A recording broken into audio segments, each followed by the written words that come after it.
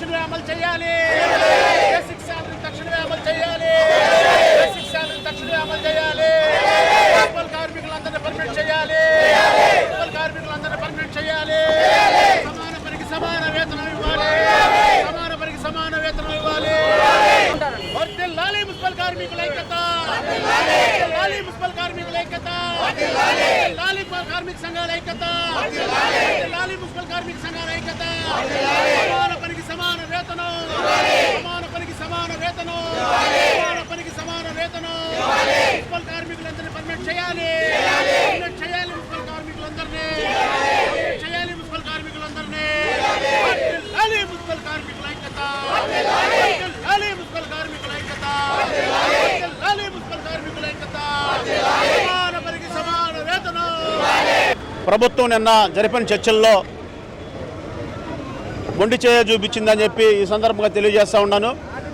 ఎందుకంటే గతంలో ఇప్పుడు ముఖ్యమంత్రి జగన్మోహన్ రెడ్డి గారు ప్రతిపక్షంలో ఉన్నప్పుడు ఏదైతే హామీలు ఇచ్చాడో అప్పుడు టీడీపీ ప్రభుత్వాన్ని నిలదీసి సమాన పనికి సమాన వేతనం ఇస్తారా మీరు మేనిఫెస్టోలో పెట్టారు, పర్మనెంట్ చేస్తారని మేనిఫెస్టోలో పెట్టారు, మీరు ఆ రెండు చేస్తారా, మీరు చేయకపోతే మా ప్రభుత్వం వచ్చిన తర్వాత చేస్తామని చెప్పి అప్పుడు గొప్పలు చెప్పి మున్సిపల్ కార్మికులు రాష్ట్ర వ్యాప్తంగా 48,000 కార్మికులు 40,000 మంది కార్మికుల్ని మోసం చేసి ఓట్లు వేయించుకొని గద్దెనెక్కిన తర్వాత ఆ మాట మార్చి ఇప్పుడు సమాన పనికి సమాన వేతనం పర్మనెంట్ చేయమంటే సాధ్యం కాదని ప్రభుత్వం చెబుతూ ఉంది.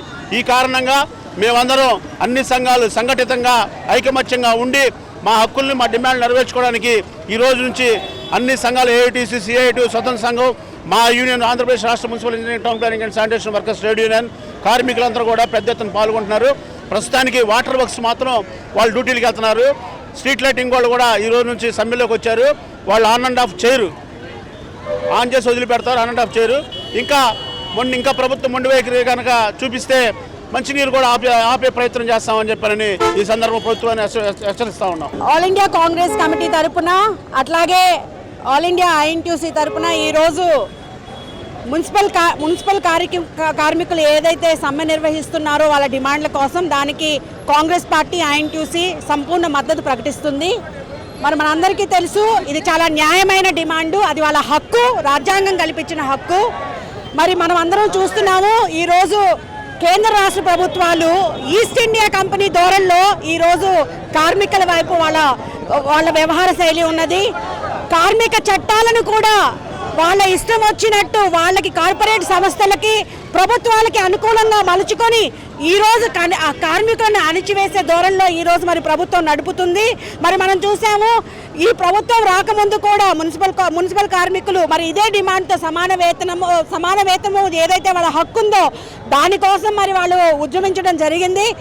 రాష్ట్ర ప్రభుత్వము మున్సిపల్ కార్మికులకి ప్రామిస్ చేసి 5 సంవత్సరాలు వాళ్ళతో పని చేపించుకొని మనందరికీ తెలుసు ఈరోజు మున్సిపల్ కార్మికులు లేనిదే మన ఇల్లు కూడా సరిగా మన రోడ్ల మీద నడవలేని పరిస్థితి. వాళ్ళ పనికి వాళ్ళ కష్టానికి తగ్గ శ్రమకి వాళ్ళ డిమాండ్ని వెంటనే కేంద్ర రాష్ట్ర ప్రభుత్వాలు దిగివచ్చి నెరవేర్చాలి. మనందరం చూస్తున్నాము ఈరోజు అవుట్సోర్సింగ్ పద్ధతి అనేది కార్పొరేట్ వ్యవస్థలకి దోచిపెట్టే వ్యవస్థ. ఈరోజు ఆ అవుట్సోర్సింగ్ పద్ధతిని రద్దు చేసి సమాన పనికి సమాన వేతనం ఇవ్వాలి. అట్లాగే ప్రతి కార్మికుడికి కూడా భద్రత కల్పిస్తూ పర్మనెంట్ చేయాలని చెప్పేసి కాంగ్రెస్ పార్టీ తరపున ఐఎన్టీయూసీ తరపున డిమాండ్ చేస్తున్నాం.